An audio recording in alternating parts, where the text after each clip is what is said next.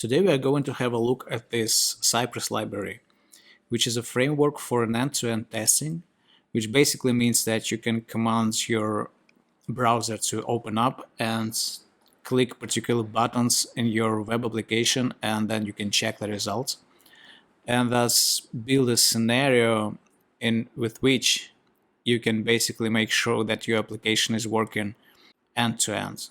In order to test it, we'll be using my little website called Candle. And this is really just a small website for book readers in which you can just sign up, look for a book, and then you can mark it as read or you can plan it. We'll just test a very basic use case where you sign up, you search for a book, then you add this book to one of your lists. First of all, we should create a directory. Let's call it E2E, and then let's initialize the project and then install the Cypress library itself. So now we can try to simply run it. Node modules bin Cypress, and we call the command open. What it will do, it will open a very nice graphical user interface right in the browser, as you can see right here. Here you can see all the integrational tests that we have here. Those comes by default. Those are just examples that you can have a look at and try to reuse some of the techniques that you can see there. And let's actually run our own spec. So in order to do this, we will open the file Cypress. As you can see, there are integrations with examples. We can add a new file called signup.spec.js,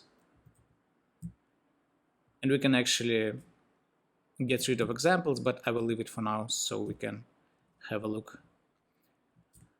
Let's actually try to write our test. So we describe the candleapp.com, then it should let users sign up.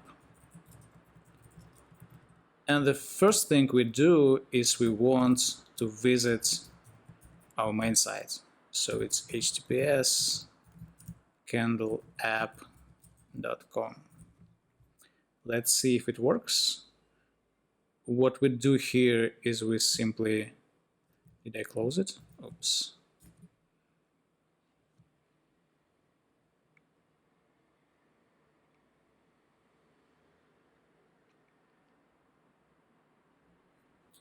All right, so we close the example and run our sign up spec.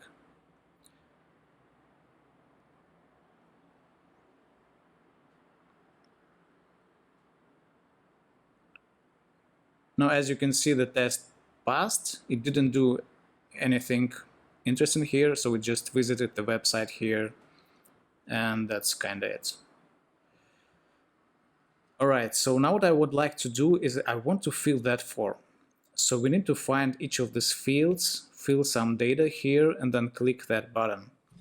And we can find those fields in different ways. So we can try to find it by class or by any other attributes. But I really would like to kind of write the test from the perspective of the end user. And so end user doesn't know what classes those fields have, but he only makes his decision by judging by what he sees on the screen. And in this case, he can see this placeholder, and we can try to find these fields by this placeholder. That's actually quite easy. What we simply do here is we say Cypress, then get, then we're trying to find an input field with a placeholder email, and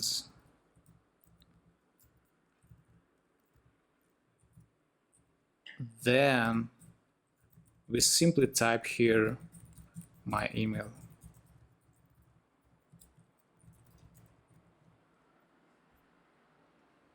By the way, note how at every save it will automatically rerun this test. This is also quite handy.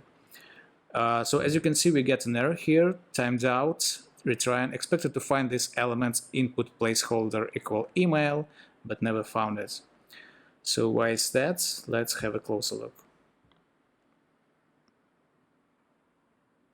Oh, because I did the typo here. Okay. So this actually should be placeholder save, and let's see.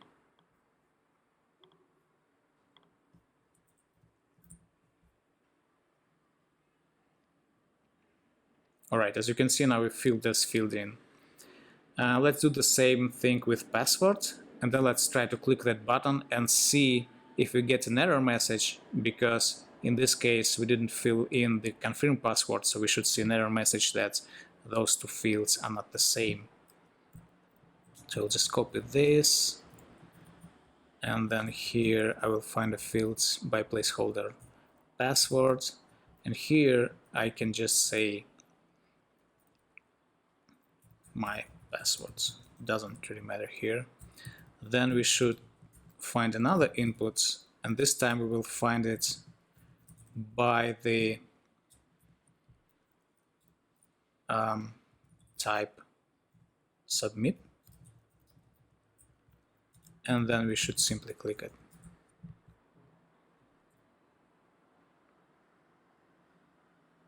So as you can see, when we click it, we are actually redirected to another URL here, and we can see that message here, that password confirmation doesn't match password, which is okay, fine, not the best message, but we just want to test that this message is there.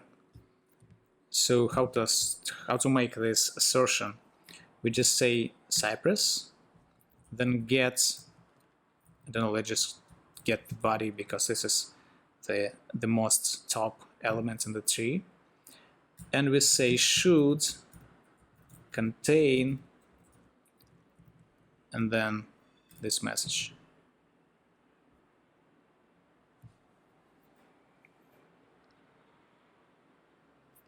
Alright, as you can see, it passed, and here you can see this assert here, expected body to contain password confirmation, doesn't match password. Alright.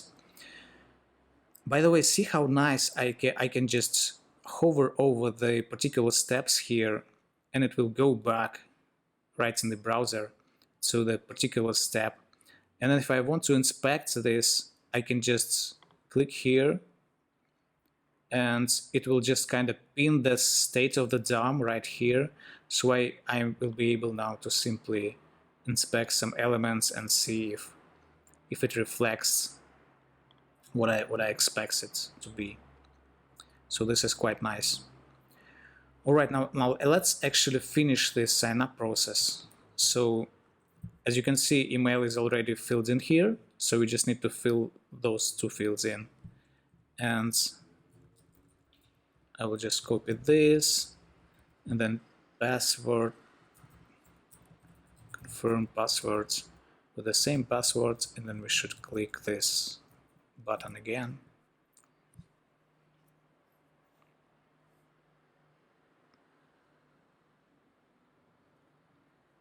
Now, as you can see, I am now redirected to my application, and here I should find something that we can use to kind of indicate that the state is successful.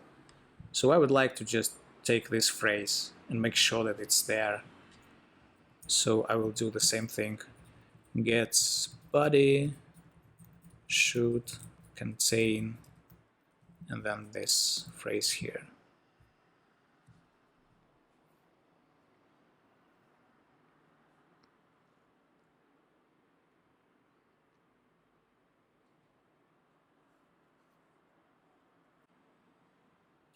Oh, so now I'm getting email has already been taken. Okay, okay. Yeah, this is a problem with testing and production data, because you should always clean after yourself, and in production it's kind of a bit trickier.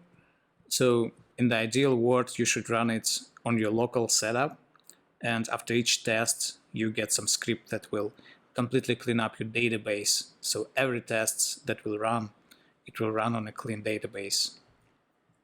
But for now, let me just change this email here and just see if it works.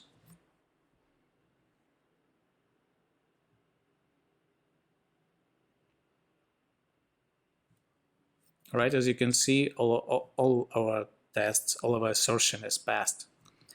So this is nice. So let's see, what do we actually want to test? I think what I would like to test is I want to click that button here. Then I should search for some book. Let's maybe try to search for Tom Sawyer, if I can type this correctly. And just click the first button, the first book it found here, and then add it to my plans, right? And then I would like to make sure that here the number of plans books changed from 0 to 1. Let's do that.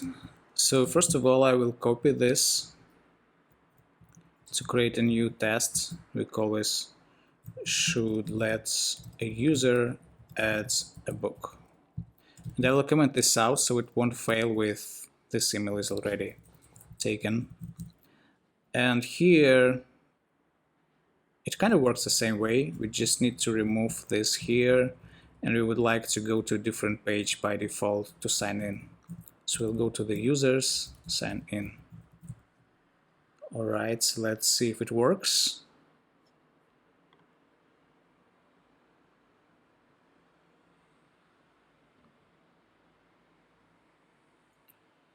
So we go to this page, enter the data, and we're in. Okay, cool. All right, now let's actually click that button here. So here we are searching for an element which contains text. It reads finds a book. Then we should click it, see if it works.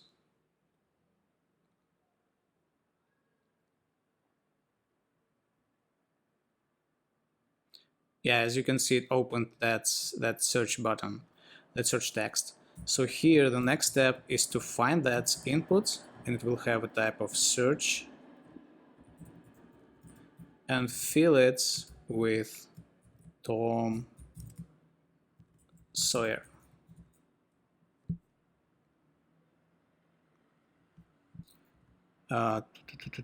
So I get, what's the problem here? So I get fill is not, oh sorry, not fill, but type.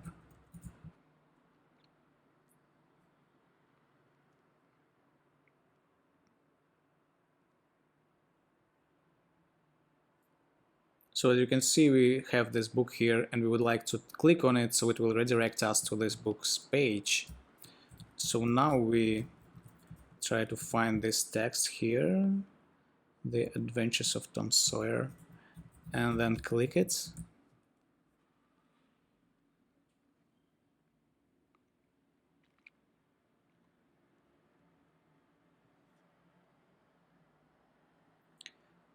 And here, to make sure we're on this page, let's just copy this text and let's make sure that body has it.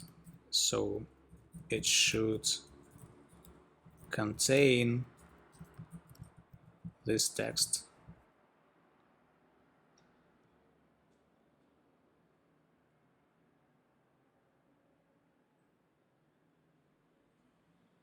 Okay, cool.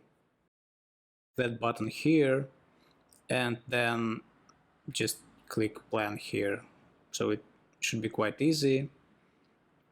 The only thing here is that when we will try to find this plan button here, he will probably find another element which has this text, for example, this plant here. So we'll try to find this text within some parent element. Let's see what we have here. for example, this class drop-down menu. So let's try to do that. So first we click on this button here, add book.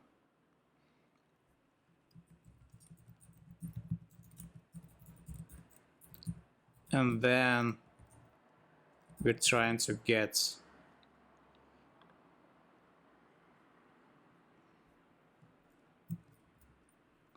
this drop-down menu, and then it should contain text plan, and then we should click it.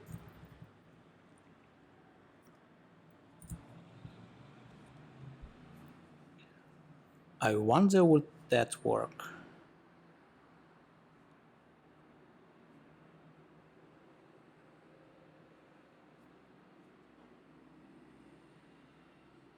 Alright, cool. So it's unable to find this add book here. So let's see. Yeah, because I did it wrong, it should be lowercase here. Let's rerun the test.